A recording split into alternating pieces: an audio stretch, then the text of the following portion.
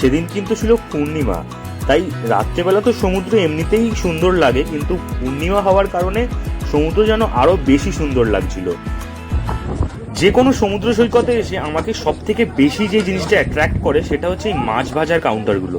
আমার এত ভালো লাগে না এই মাছ ভাজার কাউন্টারগুলো। যদিও অনেকে এক্ষুনি বলবে ভীষণ আনহেলদি, কবেকার মাছ, কি দিয়ে ম্যারিনেট করা, কবেকার তেল।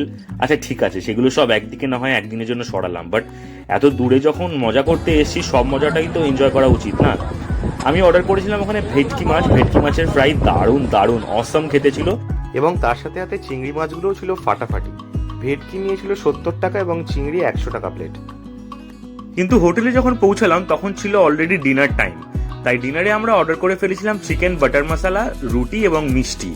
খেতে ছিল ভালো, কারণ আমরা অলরেডি আগে একবার এই মেনুটাই অর্ডার করেছিলাম। আর এইদিকে আরেকজন লুকিয়ে লুকিয়ে প্রিপারেশন নিচ্ছে আমাকে সারপ্রাইজ